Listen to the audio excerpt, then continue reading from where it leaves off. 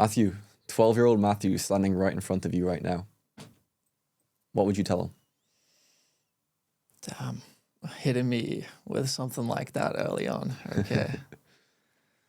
12-year-old me, I don't think it'd be the typical response. I think a lot of people would be like, yeah, invest in Bitcoin or something of that nature.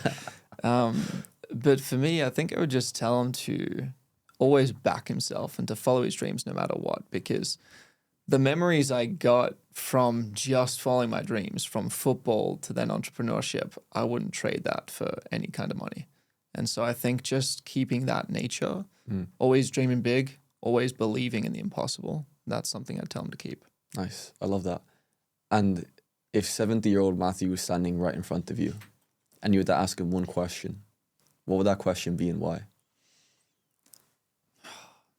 Looking to the future, again, it could be, how much money we made. It could be what's the best business model. But, what I've learned has taught me just that relationships are everything. The people you meet, the friends, the family, the business partners. I would ask 70-year-old me, what is the best relationship that I should continue to build?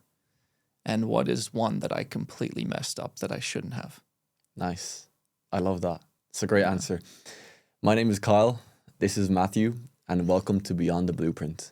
This is our very first episode, and we are very, very excited to bring it to you. Yeah, 100%. I mean, it's been a long time coming. For those that have known us for a bit, we have been planning this for a while. This is just the beginning of something very special, and we want to start by just helping you guys get to know us first in this first episode, and from there, bringing on guests from around the world, all kinds of industries, to teach you guys the lessons that nobody else will and that the schools certainly won't. Absolutely, 100%. Matthew, to kick us off, why don't you just tell us a little bit about you and kind of your journey? Well, for me, man, it's been one hell of a journey the past few years. I started business, you could say 4 years ago now. But for me, the whole journey started a lot longer, ago. And for me, that was really with football. Like I said earlier, that was for me just that dream state, always wanting more for myself, not wanting just, an okay life, but always wanting something for myself that was always going to be a dream, something that I would be proud of in the future, that I would be proud of, just even having tried it. And so when I was younger, that was all I cared about, was playing professional football, similar to yourself. Yeah. Right. Yeah. And, I remember when I was in high school in year 10, I think I was like 16, there was these career counseling, meetings. Did you guys have those? Yeah, we did. Yeah. And they told us like, hey, what's your plan? Like, what do you want to do? I remember the day when I told them like, yeah, I want to be a professional footballer. And they just looked at me like I was some sort of defect. They're like, what's your backup plan? I'm like, I don't have a backup plan. If anything, maybe build my own business. And it was just that moment of like, okay, I'm sharing a true dream. And they look at you like, something's wrong with you. Like, you have to aim lower. Yeah. And that kind of really just set things in motion for me, where I'm like, okay, if football doesn't work, I'm always going to keep pushing beyond that to achieve something that doesn't have to be what other people believe is possible. It just has to be something that I believe is possible. And from there, I mean, I got kickstarted into trying drop shipping, into learning sales, and then eventually getting to the point now where, I've trained, I think, over 200 sales reps across the last 3 years and being able to manage a bunch of, different companies. So it's been quite a special journey. Awesome. I love that. So obviously, like, you started off trying to become a professional footballer. Obviously it didn't work, which is why we're here. That is why we're here. How did you deal with that failure of a dream that you had from such a young age, just like basically falling apart and not really knowing the direction to go then? Man, I think, to be quite honest, it was heartbreaking in the moment. Like, when I realized I wasn't able to get to that level that I wanted to, I wasn't able to go from, semi-pro into actual professional, the high leagues and things like that. I was kind of in this state of like, I don't know what to do. And I remember just, for me at the time, it was like, okay, I needed some time to reset, to process it. But when I did, I realized that before I went back home to Australia, I was like, well, I don't want to live in an office job. And the biggest thing that I thought to myself was like, not so much, okay, what job can I get? How can I replace this? But it was, what life do I actually want to live? And what I mean by that is I was always thinking, okay, well, I've always wanted to travel. I've always loved traveling. It's been something that I absolutely love. I always wanted to make good money and be able to do things at my own pace, in my own time, from wherever I want. And so I started to think about, what kind of pathways actually allow me to do that. I could be a doctor, get paid well, but then I don't have the time. I can't travel. I'm stuck in one place. Yeah. And it was like that with so many jobs. And I thought, well, screw it. Let's have a look at what all these 18-year-olds are doing that's making them millions online. We all saw it on Instagram. And for me, the biggest thing that recentered my focus was just a new mission, a new dream that to a lot was impossible. That was it for me. I love that. Yeah. I love that. Why didn't you want to go to a 9 to 5? Like, obviously you said time, you wanted to have more freedom. So like, what did you see from a young age that made you realize that the 9 to 5 wasn't for you? I don't really know. It just never really appealed to me. I feel like it was something that was always just like a safe option, but maybe I had too much of like a belief in myself at the time when I was younger. And I think that's part of the reason I am where I am today. But it was just something I could never see myself doing. I always wanted to have freedom. I think that was the root of it all. To be able to not just have freedom for myself, but also provide that dream life for the people that I care about, my family, friends. That was always a thing for me. Like if I was able to do all of those things, everything I want, and live with no limits, but also be able to help others do it, family, friends, even inspire others who, I hadn't even met yet to do the same. That was something that I always wanted. Nice. Nice. I guess for you, Carl, I want to kind of bring it back to one question because, you started in football as well, man. Like, I know at the time you were making content, you were playing football. What was the day where it all changed for you? I remember I moved over to the UK. I moved over at 17, just before I turned 18, and I was going over on trial and for a National League team, and I did really well at the trial, and I got signed. And I remember my first game after I signed for them. We were playing an away game. It was on this AstroTurf. I can picture it very, very clearly, and I had an absolute howler, to be honest, like an absolute howler of a game. And that happens, right? I wouldn't say that was like the day where I realized like this isn't for me, because like you have bad games, right? But that was the start of it. That was like the turning point. And when I was over in the UK,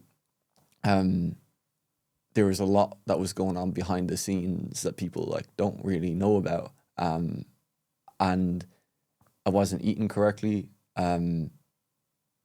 which meant I wasn't fueled for games, which meant when you're not eating right, mentally you are affected by that as well. And then when I had that poor game, because I wasn't actually eating correctly and there were some things going on behind the scenes, it really affected me mentally. And then a couple of games after that, again, I kept performing very, very poorly.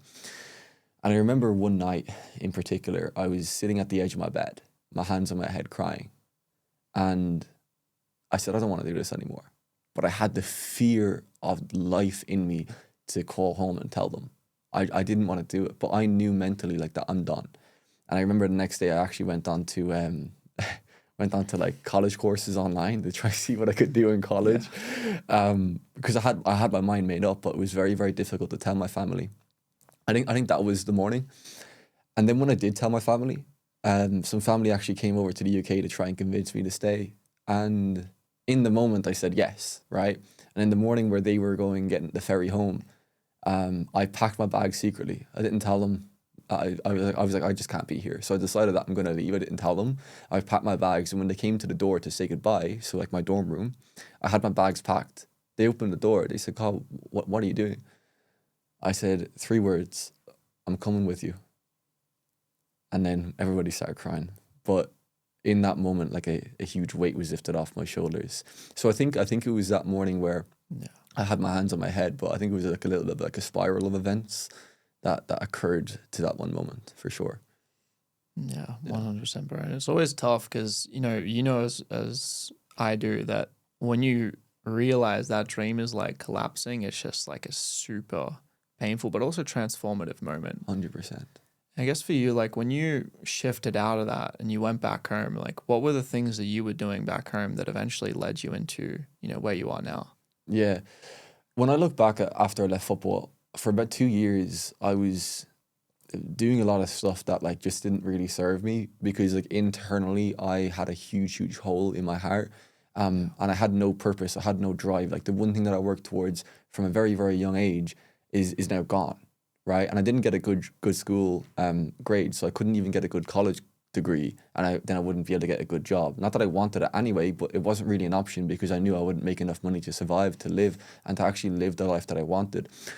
So my mental health was like incredibly affected by it, which then caused me to go out drinking and partying 3-4 times a week, which was a temporary fix to the permanent problem of me just not being happy and fulfilled inside.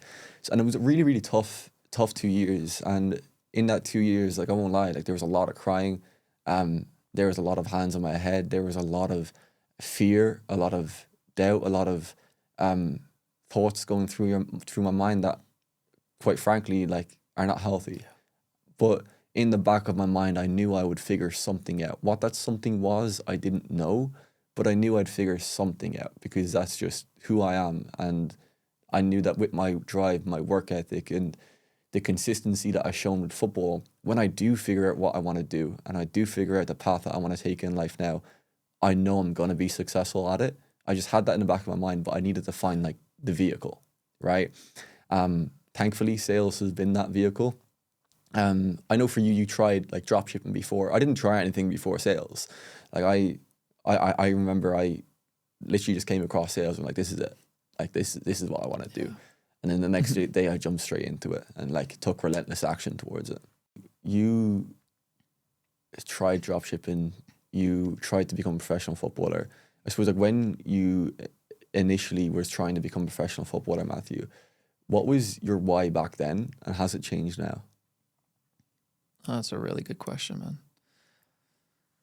My why back then, I always imagined myself playing in like a World Cup or something like that. That was always my biggest dream. It was something I grew up loving. I would wake up before school, train at like 6 in the morning sometimes, get up, train, go to school. And it was always just for me, like, I just wanted to go kick the ball around, travel around the world.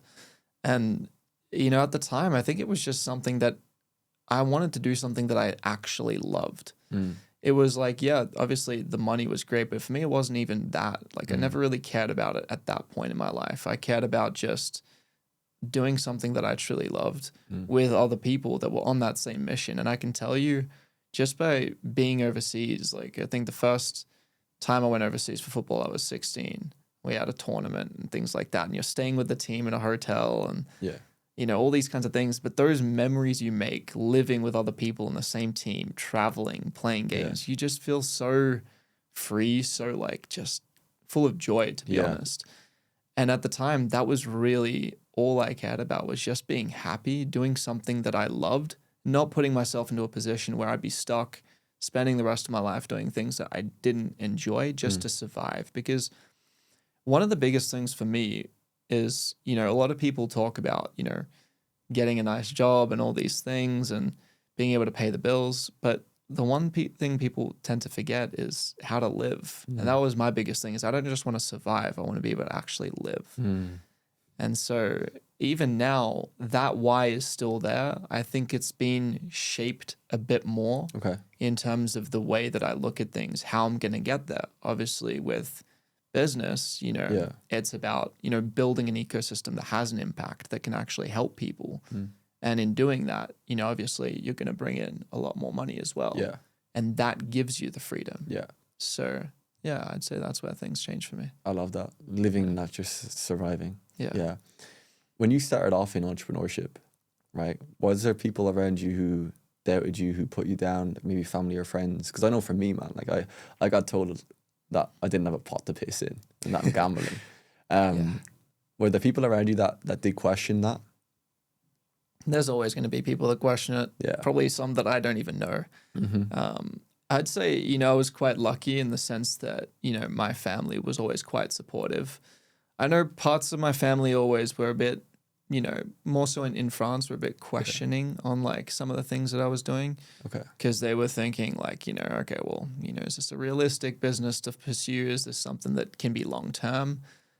Even past relationships, I had where they always, at the time, the first girlfriend I had, she was always like, you have to stay in university. Like, what if it doesn't work? And this is when I was starting with drop shipping and things like that. It was this mindset of like, okay, yeah, that's great. I'm glad you're doing it. But it was that like half support. Yeah, I get you. Of like, what happens if you fail? Yeah. I never had that in my mind. And I know that even at my old work, because I used to work in a sports store for about 1.5 years, 2 years. And I remember even then, like after I left, people were saying all kinds of things that it wouldn't work, that, what is this guy doing? But for me, it was just one of those things that was like, okay, you know what? I can handle that. Because no matter what I do, and even you've said this before, it's like there's always going to be someone that's going to judge what you're doing. Whether you're doing something for yourself or you're not, there's always going to be people judging. 100%. And what was that for you, man? Yeah.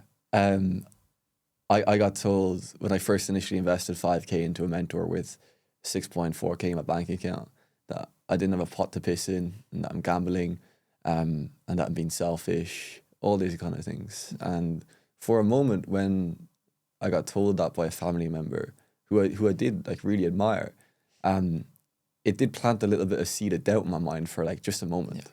But then I kind of realized, and I realized that in this moment, and I always say this on sales calls, and I always say this to the people that I coach, is like, the people that you take that advice from and that you listen to, right?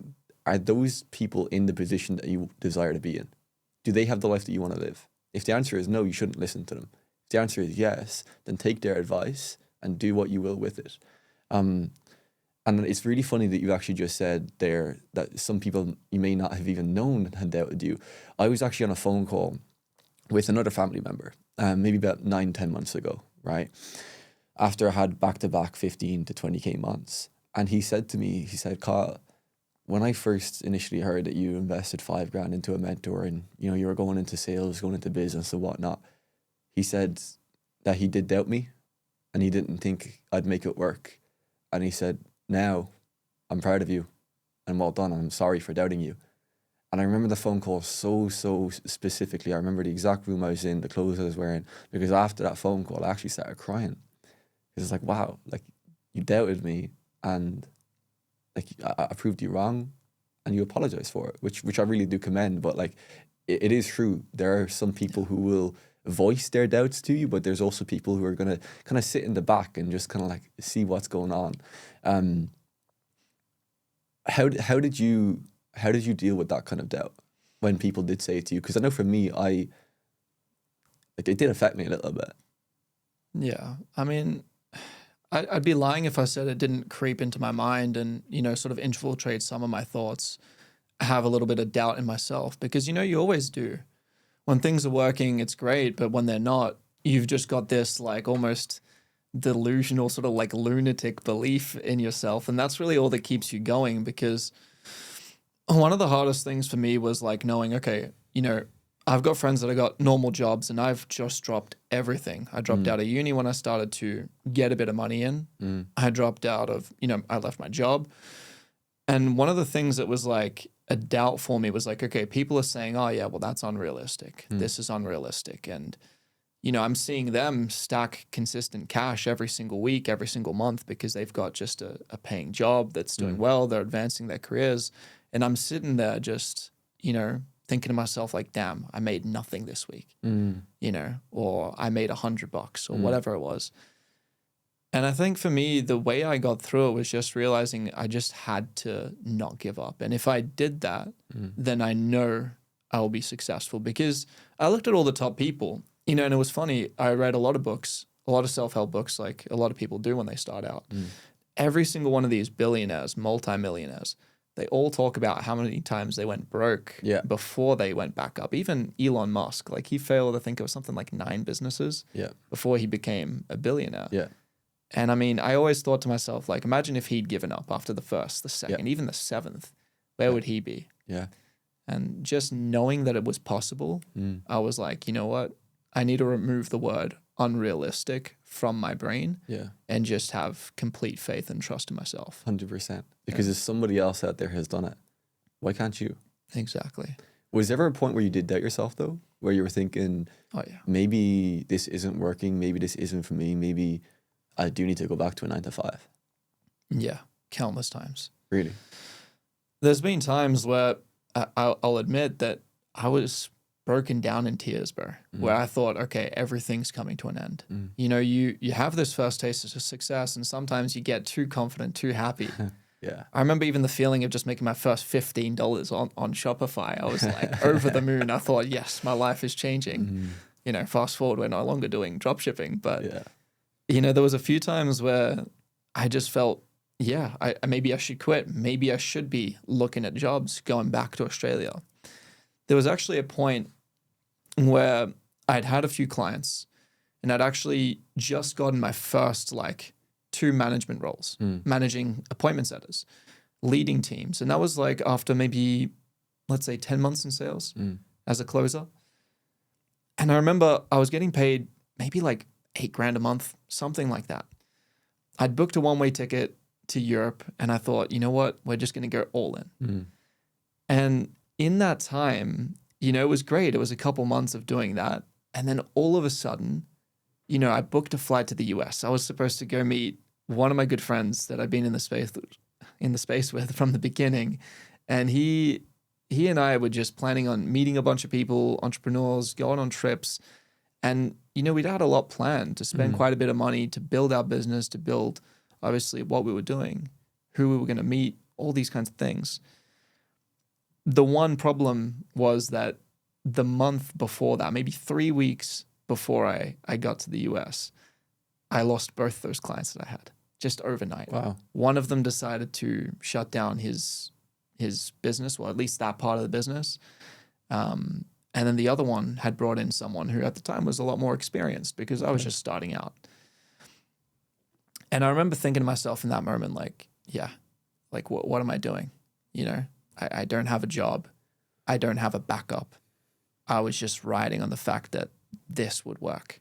And, you know, you feel this intense anxiety and pressure and stress and you break down. The one thing there that grounded me was having people like yourself, a mentor, someone who was in the space that I could talk to. Yeah. Right. So your income overnight went from $8,000 a month to 0. Yeah. Wow. When you woke up the next morning, what were you thinking? I woke up thinking, what do we do now? You know, like, as anyone would, what do I do now? You sat up, I'm like, damn, I don't have any meetings today. What do I do? Do I just, you know, watch some Netflix and cry about it, or do I actually make something happen? And I remember I was like in this state of like so much anxiety. I called my mentor at the time, Ali, who, you know, greatly Great helped guy. me. Yeah. He's from Sydney, Australia, not far from where I am, right? Being in Melbourne. And he just told me, he's like, man, what happened? I told him everything. And he's like, look, end of the day, this is going to happen. Yeah. This is business. Like, you had some success. You know you can do it. You have the skill now. And he said to me, he's like, you have 2 choices. You can either give up, man, or you can just get up and go for it again. Yeah. Find a way. Yeah. And somehow that day, I just decided, you know what? We're getting back to work. I found myself another closing position. And, you know, by the end of the week, I'd made another 500 in commission. Now, it wasn't a big thing, but it was like just that start point of like, okay, we're back now.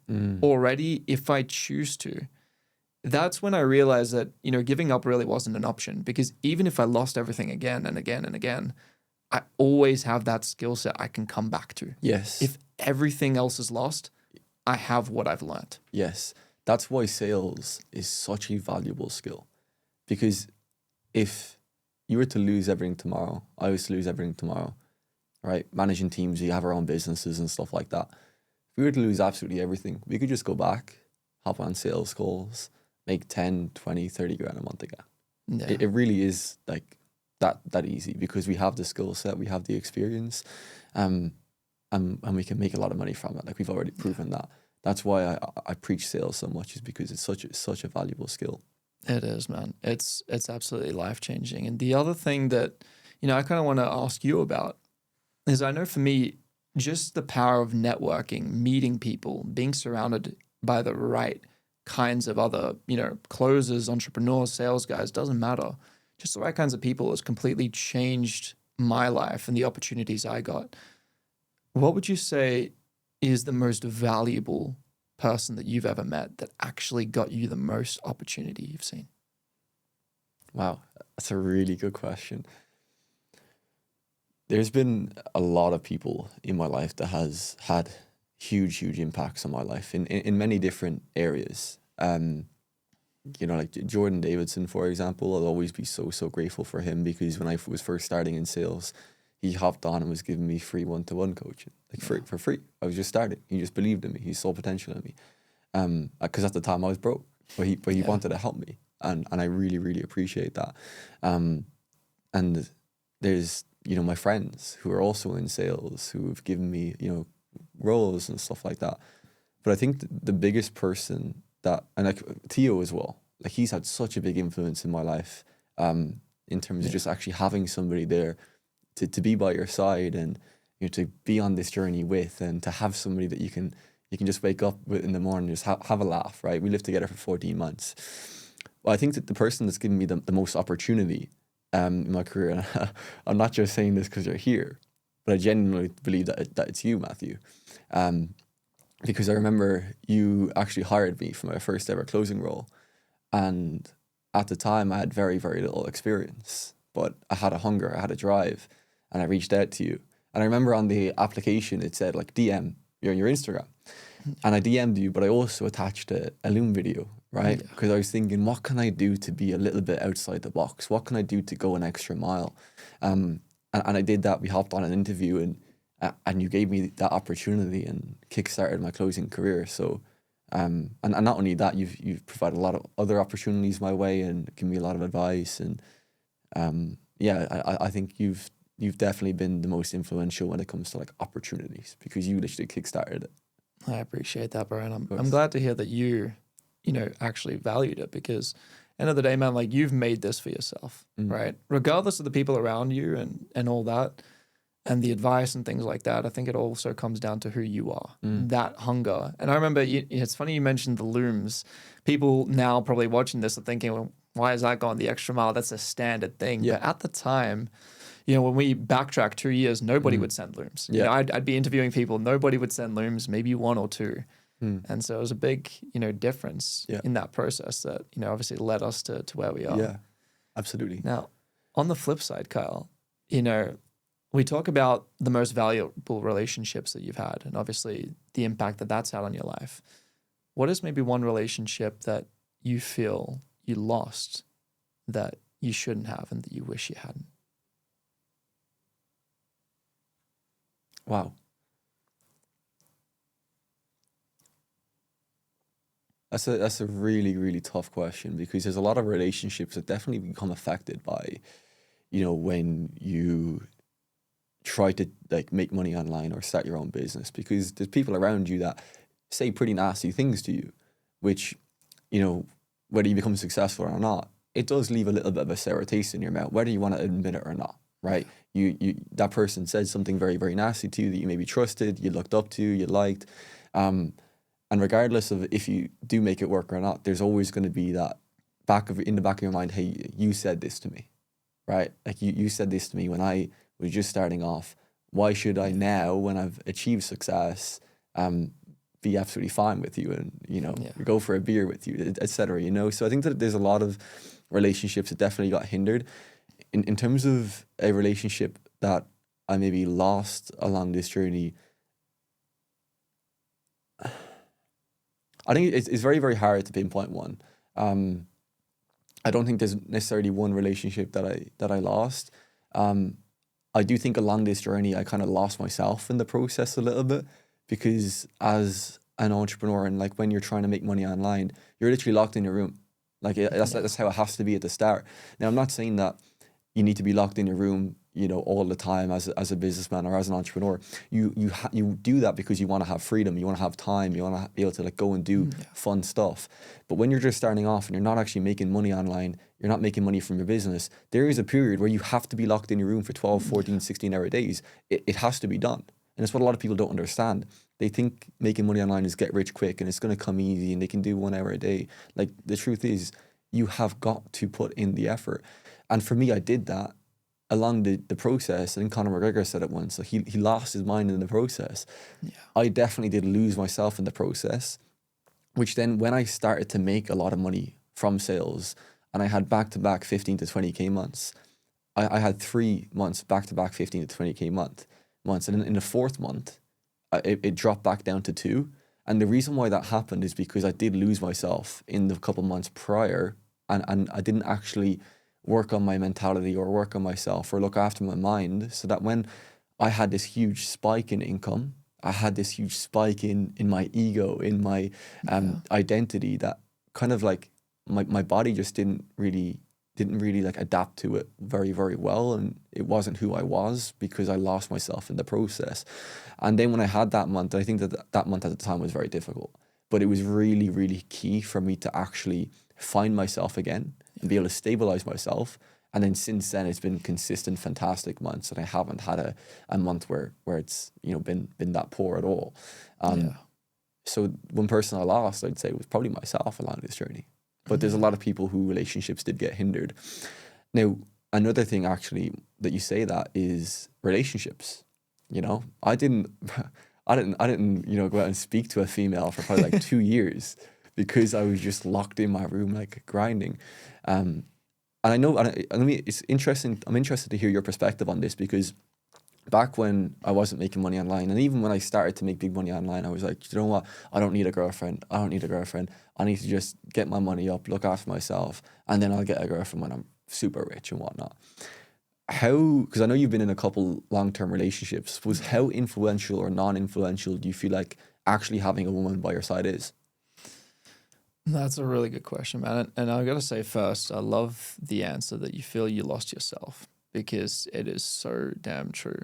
Sometimes people don't realize that reality. It's like, people will see us travel in different countries and things now, but even then they don't realize that we might as well just be changing our, Zoom virtual background to a beach, because we don't really see any of it. So that's the main thing. But going back to your question, I think it's super, super important, because the person you choose to be with ultimately affects your identity, how you perceive yourself. They can either build your confidence and support you and help you to get the best out of yourself, or they can make you feel worse about yourself, bring more stress, more distraction. And, at a point when it's like, you feel like you're more distracted or you're more stressed, it's hard to operate at the same level that you would if you had someone that was like really just constantly supportive and truly believed in you. Like I mentioned earlier, it's like the first girlfriend I had, she tried to be very supportive, but sometimes it was just the ways that she would say it that felt like it was not full support. It was like, yeah, I believe in you, but you should have a backup. Okay. It wasn't that full belief that I had. Whereas in other ones, I've had that full belief, that full support, and that just gave me even more of a drive, because it was like, it's not just I want to do this for me, I want to do this for us now. Yeah. Because they've believed in you and you want to provide and give them the world, because they're actually making sure that, you become the best version of yourself that can make it happen. 100%. No, I think that I definitely agree. I think back then it was a case of I just thought, I'll get rich first. But like I think that looking back, if you find the right woman by your side to build with, it's you kind of know then as well, like she's with you for you and not just because you're successful or you've got a business or you have money, etc. One question that I want to ask you, because you see social media nowadays, right? Yeah. It only really shows the highlights. It's the reality of it, right? What's one thing that most people, maybe whether it's online or your friends, think that you have figured out, but you don't? Man, exposing me here. That's a good question. I think Biggest thing would probably be people thinking that I'm super, super confident all the time, Really? because there's obviously a certain level that you need to uphold when you're running team meetings, when you're doing all kinds of things, you're presenting professionally. And so a lot of people just think that you're super professional, you're well put together, you're confident. In reality, I was always the kid that was super shy. Yeah. I couldn't get up, and anyone that's watching this from my high school will know if they were in a class with me, I could not get up and present to the class. I was hopeless at it. It was something that I was always scared of. And to think now that, I'm leading teams, even sometimes when I'm, giving a good closer advice, I'm thinking to myself, it better be good advice. You know what I mean? Because they're at a good level. And it's like, you're always going to have those nerves. Yeah. Regardless of the level I'm at or any of that. There's always just going to be part of me that's a bit nervous, still got that shy kid in me, because I'm like, well, yeah, that's who I was. And so I think that's something about me that a lot of people think, yeah, I have very well put together, but it's not always like that. Yeah. I think for me, it's a case of like, I have this fear in my mind. And even now, bro, like when I have a skill set and I'm doing well for myself, I think because what happened with football and like I got so close and it all came crashing down, I still have this fear in the back of my mind that everything's just gonna come crashing down. Like, and it's not a case of it consumes me, but it's that little bit of like, a little bit of thought in the back of my mind. Yeah. And like, whenever somebody experiences something like that, you can deal with it one of two ways. You can either let it consume you or you can consume it. And I consume it by just taking relentless action every single day in order to make sure that doesn't happen. Because you can either let it fuel you or you can let it, slow you down. And I use that as fuel because everybody has like a reason why, right? And I think it's really important to have a reason why to work towards, but also have a reason why as to like what you're running away from. That's right? powerful. Because the reason why is to like why you want to push towards something is it's powerful for sure. Don't get me wrong, and it's really important to envision that. But I think what's really really important as well is to understand like what is that one why that you're actually running away from. What is that one life that you're running away from, and actually just wake up every day and understand that if you don't take relentless action today, if you don't take the necessary steps, the necessary risks, that will be your life. And if you experience that fear, and you really push yourself, like there's no way you're not going to give everything that day. And I know maybe about a year and a half ago, when I started sales when I started to make good money on sales, even before that, maybe like nearly 2 years ago now, I wrote out on a document, if I do not make it work and I do not become successful, what kind of car am I going to drive? What kind of house am I going to live in? What kind of wife am I going to have? How is my wife going to respect me? What my kids are going to say to me every single day? Are my kids going to look up to me? And I write down all these questions and I just answer them.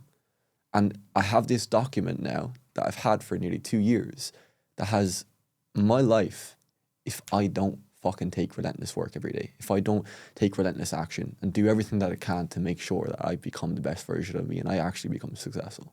Yeah, I absolutely love that, man, because it's true. It's one of the most powerful things people don't even realize. It's something that's often overlooked. It's like everyone thinks, yeah, like what's your dream? My dream is I want to have a Porsche. I want to have a Ferrari. I want a mansion by the beach, all these kinds of things. But nobody ever thinks about, okay, what don't I want? Yeah. And that in itself is powerful because it's now not just one thing where you've got like, something to look forward to, but you got something to run away from. And it's that double push that's going to get you further. I guess for you, Kyle, what was always the biggest why that got you through these tough moments when you felt like everything was crashing down, when you felt like, there was no hope left to get to that life that you wanted and away from the one that you don't, that you wrote down? What was that for you? So two things, right?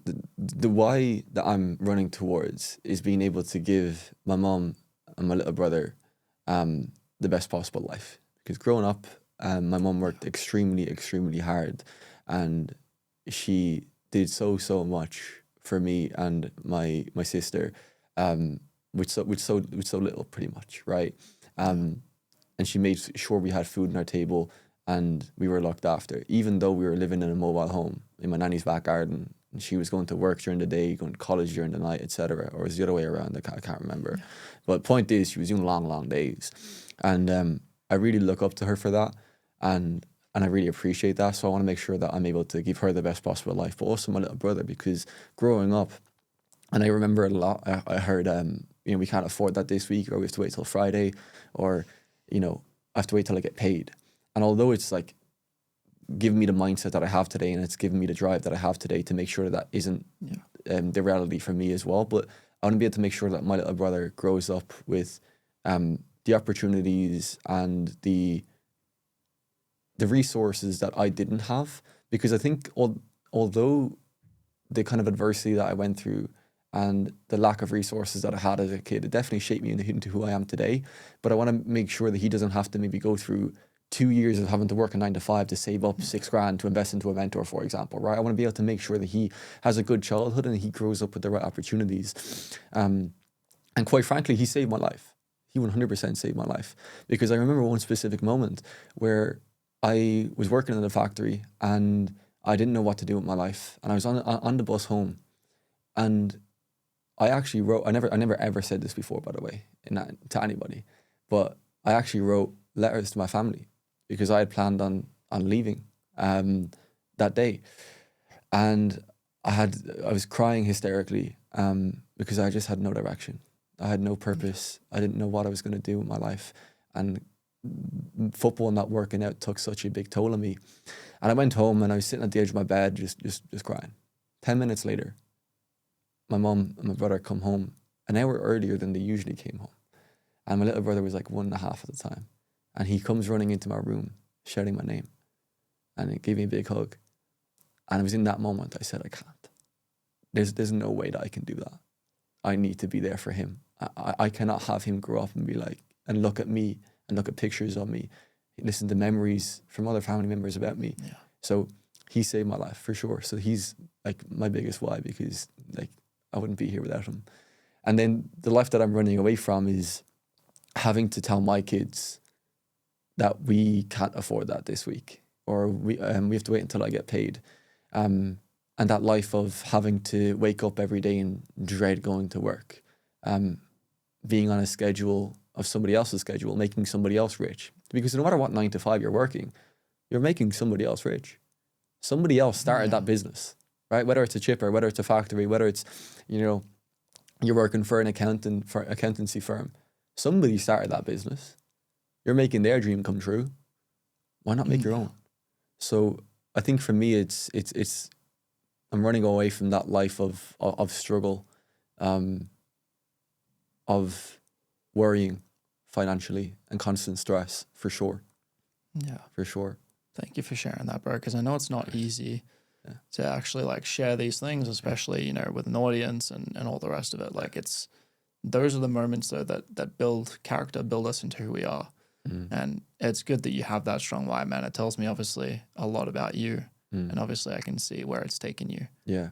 And now, Carl, you're at a point where you're managing teams, not just you're selling, you're closing deals, but you're actually managing teams. You're inspiring other people to do the same.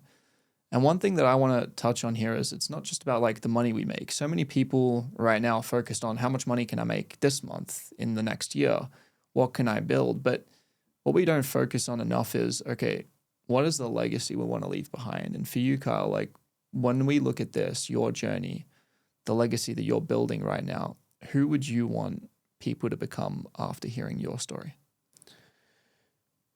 Wow.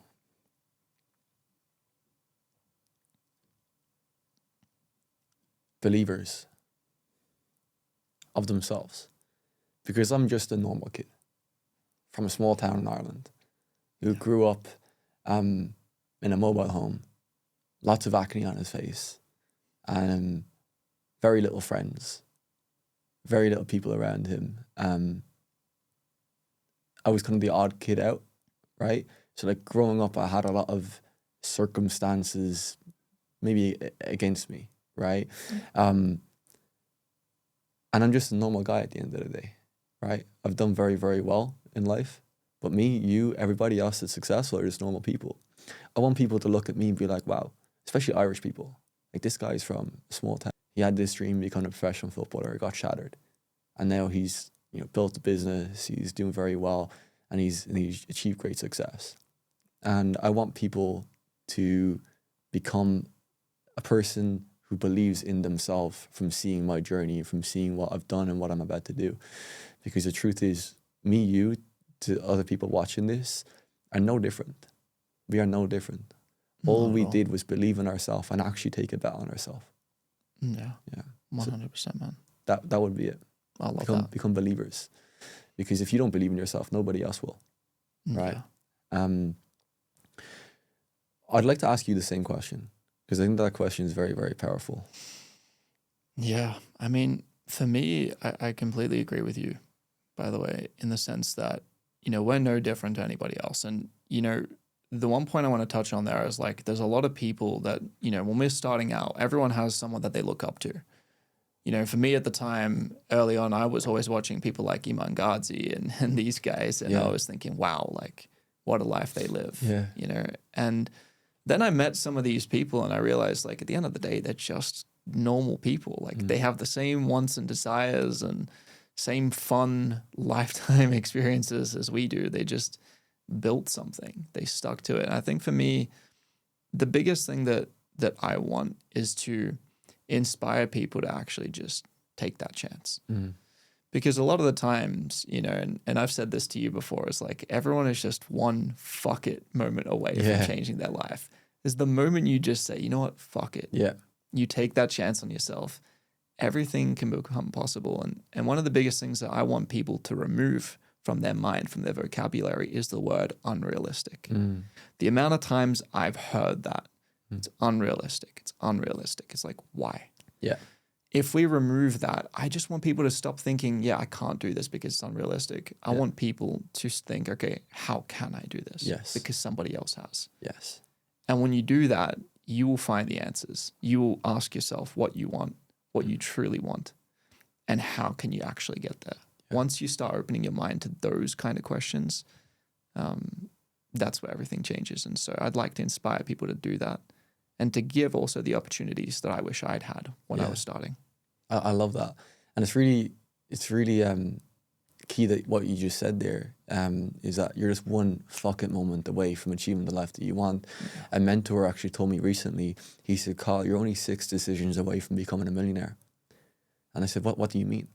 He said, how many big decisions have you made that like scared you shitless, but you did it anyway? And maybe whether that was like investing a lot of money into a business or investing a lot of money into a mentor or just a super big decision that had a huge upside but also a huge downside. How many of them have you made? I've said probably 2, to be honest with you. And he said, look where you are right now. What are those other 4 decisions that you need to make that are going to scare you shitless, but you need to do it? Now, he said, I don't know, you don't know how long those decisions are going to take to actually come, but you are only 6 decisions away from becoming a millionaire. And I said, wow, because it kind of makes sense, right? Like I've made 2 huge big decisions in my life. I'm at the point where I am right now. Yeah. What are the next 4 going to be like? And they're going to compound as well. Like those decisions, like the more money you have, the more leverage you have, the more knowledge you have, the more experience you have, the more, the more opportunities going to come your way, etc. So like, I'm excited for these next 4 decisions, but it all starts with that one. Yeah, 100%. It all starts with that one. It does. You got me thinking about it now too. It's like, how many of those scary decisions have I actually made? And it's just like, it's true. Every time without fail, after those kinds of decisions, something changes for the better. 100%. And I remember once I actually invested 10 grand into a mentor, right? Yeah. And it wasn't a great mentor, to be honest. It was kind of, we've all been there. Yeah, it's kind of bad, right? It was pretty much like a waste of 10 grand. But I look back at that, and a lot of people would be like, "Oh, damn it! Like, we just spent 10 grand, wasn't worth it. I didn't get what I was basically promised in a sense, right?" And I look back at that, and I'm very, very thankful that actually happened, because I think failure is and disappointment as well in general is such a big key part of business. If you don't fail, you're not going to be able to succeed. Like, failure is part of business. Have you ever failed in business since you actually started to do very, very well. And what was that like?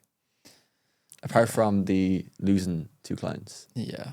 I mean, in that moment, I think that was probably the worst for me, where I was just at a point where I felt lost. Yeah. Right before going to the US, and I realized like, wow, I've got all these things to do. My flight's booked. What do I do now? Yeah. But I remember just sticking through it, you know, ended up being one of the best trips I ever had. I got more clients when I was there and all those kinds of things. But on another level, yeah, I mean, I failed countless times. I've lost, you know, clients that I had and friends that I had because I was complacent when I got things working at a decent level, but it wasn't at the level that it could be. Yeah. And I think one of the biggest mistakes I made, and that I see a lot of people make today, whether that's in sales, whether that's in any area of their life, is you get to a point where you're doing a little bit better than most. And you start to feel comfortable, you start to feel happy. And so you stop learning. And that is where, you know, I started to lose things, because when I'm like, okay, yeah, I got a couple people that are doing, you know, a couple $100,000 a month and things like that. I was taking home a nice commission. Yeah. Then there was the guy that kept learning. Yeah. And then he came in and he took that same client to, you know, maybe $1 million a month. Yeah. Right. And that just came down to me thinking, okay, yeah, we're in a good position, so we can stop learning. And so, you know, I learned the hard way that there's always going to be someone that's going to come and take your spot if you don't continue to learn, if you don't continue to apply yourself and try and improve. Yeah. That's one of the biggest things. 100%. And I think that goes for every area of your life as well, not just like in business, right?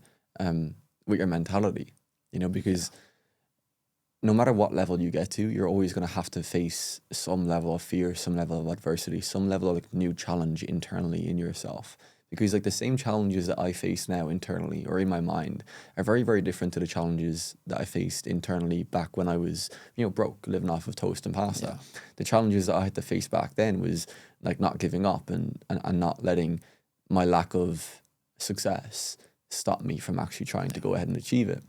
Now it's like completely different when like you have the resources, you have the income and you have the opportunities. It's a completely different battle.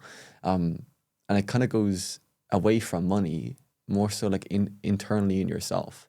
Because I still have limiting beliefs. I still have things internally that don't actually serve me. And I think a lot of it stems from football not working, right? Like that kind of huge shock of failure. But that's something that I'm working on every day. And I think that it's super, super important to do so. I suppose obviously we'll wrap things up with a couple more questions, Matthew. But one question that I want to ask you is, what would you say to somebody out there who wants to take a risk, take a bet on themselves, take a step, and actually just try something different, who doesn't want to go down the 9-to-5 path, but they're feeling a bit scared or a bit skeptical, or they're kind of thinking about the worst case scenario? Yeah, that's a fantastic question. And to that, there's a couple pieces I would say. The first is, you know, a lot of people think about, you know, going to university and getting a job, but they forget the purpose of it. Is they want to do that because it feels safer. We're all told, go to university, get a job, right? Whole purpose of going to university is to get a degree, which gets you a job. That job is designed to get you money to do what? To live, to pay the bills, to take care of your family, to do all these things. If there was another way to do it, faster, make more, do something that could have more impact where you'd be happier, would that not be something that you'd rather do? Is the first part. So a lot of people forget the purpose of those jobs. Yeah. The second is people are always so scared of like that uncertainty. The fact that, okay, well in business, nothing is guaranteed, right? But one of the things that, you know, it was actually Ali again that told me this. He sat me down and he told me the story. He's like, well, have you heard the story of the Australian dream? I'm like, the Australian dream? I heard the American dream. What's the Australian dream? And he goes, oh, you know, the Australian dream. You know, you go to university, you study for 5 years, you get a job, you're working. Then all of a sudden, you know, you buy a house, you got your mortgage and everything like that. All of a sudden you get made redundant. Then what? He said, you know, people are always so afraid of uncertainty that they forget that the path of certainty is just as treacherous. Because when you look at it, you have bills to pay, you got a mortgage, you've got your job and you know exactly how much you're earning every single week, Yeah. every single month, every single year. You know exactly what you can afford, what you can't afford, and the amount of time that you put in to actually get that. And so everything you have is laid out. The moment one thing falls off track, a curveball hits, then what? Because you know exactly what you're going to make month in, month out. So what can you do at that point to save yourself? Yeah. It's hard Yeah. because a lot of people focus on that safety because it's easier to just go down the path that everybody else goes down. The hardest part about entrepreneurship, I will say, is not that you work harder necessarily. It's the fact that you have to think for yourself on what to learn, what to do, where to go, where to invest. That's the hard part, is sifting through the information to find where you should go. But you also have that control of like, okay, I don't have to wake up every day knowing exactly what that's going to look like. Yeah. Knowing what it's going to look like can give you comfort, but I have comfort in knowing that I get to wake up and choose. Yeah. And if something goes wrong, I have the ability to go out there with my skill set and actually go and make that a change. Yeah. If something happens, someone ends up in the hospital for my family, I can go and close another client Yeah. and make some more commission and pay that bill. Yeah. That control is more powerful to me than the uncertainty or the certainty of having a job. I love that. Yeah. I really, really do. Because you could get fired tomorrow. You don't know that, You could. right? And there's two types of currencies in the world. There's time and money, right? If you value money more than time, you're going to continue to spend your time living the life that you don't want to live because you're going to be scared to invest into yourself and you're going to want to hold on to money. If you value time more, you're going to use your money to speed up that time of you actually living the life that you want to live, because most people retire at 65, probably like 70 now, where the world is going, right? And that's when you have freedom. That's when you don't have to wake up in the morning to go to work. That's when you can go on your cruises. But unfortunately, your body isn't like a 25-year-old or a 20-year-old, right? Yeah. So like you could leverage your money to speed up that time of you being able to have that freedom and that ability to do the things that you want to do, and go on that cruise, go on that holiday, buy that expensive watch, give back to family, because I look at my grandparents, and as a kid, they always gave me money, right? Yeah. They always give me, because like they're retired, they have a pension, whatnot. But like, why can't you as a 20-year-old, as a 25-year-old, as a 30-year-old, put yourself in that position now? But the only way to do that is by understanding what you value more, time or money. Yeah. If you value time more, use your money to speed up that time of living the life that you want. Yeah, exactly. A really important question that I have for you, Matthew, and I think it kind of like relates to what we were just talking about, is what is one decision which made you the most amount of money, but in the moment you weren't sure if it was the right one? To pinpoint one decision is very tough, Really? I have to say. I think for me, it wasn't necessarily, a decision in terms of like, actually, you know what, there maybe is one that I can think of.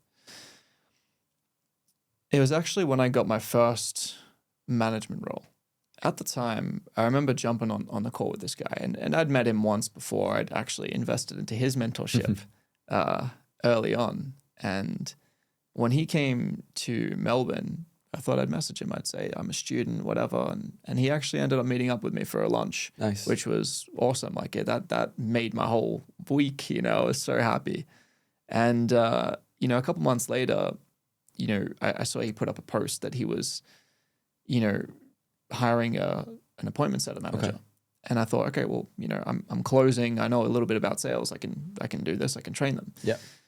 Now, when I get to the call with him, he tells me like, I need someone that can do X, Y, and Z with all these things, like the systems, the operations, automations. I'm thinking to myself, well, I have a rough idea of what goes on. I've got no idea how to build it though. Yeah. And he goes, can you do this? I knew about 15, 20% of what I needed to know at the time. And I'm just like, yes, I can. And that decision really changed everything for me because it gave me the opportunity. I didn't let it slip past. And so in that moment, you have two choices, I feel. A lot of people will say no because they'll be like, oh, well, I can't do that. Mm-hmm. And they'll just let that opportunity pass by. But the way I thought about it was, I can say yes, and I can, one, embarrass myself because I don't know how to actually do it. Or I can use that as a pressure that builds me further. I'm like, you know what? I don't want to mess up my reputation. So now I have to learn how to do it. Yeah. And so that actually fast tracked my learning process because it forced me into a position. Same way when you've got an essay due. Yeah. Most people here, I mean, don't lie to me. I know we all write it on the last night before the essay's due. Yeah. Got 2 months to write the essay, but we always do it on the last night. Yeah. And it was kind of that same principle of like, because I have to now, I'm going to do it. And just taking that decision led me to where I am now. Wow. Yeah. I really love that. That actually kind of relates to something that I always say to myself whenever I've got an issue or a problem that I don't really know how to fix, whether it's in my business or in the businesses that I manage. It's a case of I'll figure it the fuck out. Yeah. And I just say that to myself because like you have that moment where it's like, oh, I don't really know how to fix this issue. I'll figure it the fuck out. Exactly. And when you repeat that to yourself and you truly believe it, because the truth is if somebody else has figured it out, if somebody else has solved the issue, you can too. Because there's nothing in this world that you cannot do if another man or woman has achieved it. Yeah. Because nobody has extra superpowers than you, brother. Nobody has, God on their side more than you, right? Yeah. It's a case of if somebody else has achieved it, why can't you? And I think that's why I have such a huge, not only belief in myself, but trust and faith, because I know I can do it. Yeah. And Kyle, I'm going to ask you before we wrap up, if you could leave one last thought with people watching, people that are, as you said to me, doubting themselves, maybe something that's a limiting belief. Yeah. What would that be that can completely change the way that they look at their life and what's possible? Yeah. Okay. There's two different scenarios that you're going to have at 70 years old. You're only going to live one of them. The first one is when you look at yourself in the mirror and you've done absolutely everything you said you'd do. You've lived the life that you've wanted. You've achieved the freedom. You've given back to your family. You've traveled around the world. And you've lived a life that you tell everybody right now that you want to do. That's the first version. The second version is the one who will look at himself in the mirror and look back at his life and think, damn, I didn't give it everything. I didn't leave everything on the table. And I lived a life that I did not want to live. Yeah. If you imagine both versions right now, and you imagine the 7-year-old version who's lived the life that he's wanted, who's done everything he said he would do, who's achieved all the goals he's telling everybody that he would achieve at your age right now, what would you say to yourself? You'd probably say things like, I'm very proud of you. Thank you for giving everything. Thank you for giving me and my family the life that I and my family deserve. And then think about the 7-year-old version of you who didn't do anything, didn't take any chances, didn't take any risks, and just settled for a life that you were unhappy with. What would you say to yourself then? Probably something along the lines of, you could have done more. You should have done more. I'm disappointed. I'm not happy. Which life do you want to live? And what actions is going to get you to that 70-year-old version that can look back at his life and say, I left everything on the table? Because the choices, the decisions, the actions, and the behaviors that you have right now is going to dictate and determine which 70-year-old version of you become. Yeah. So That's don't super leave powerful. anything out there on the table. Yeah. That's super powerful, man. Yes, That's sir. beyond powerful. Yes, sir. Well, with that, Kyle, it's been a pleasure. It has. And that, guys, is Beyond the Blueprint. Thank you for watching. Like and subscribe. And we'll see you soon.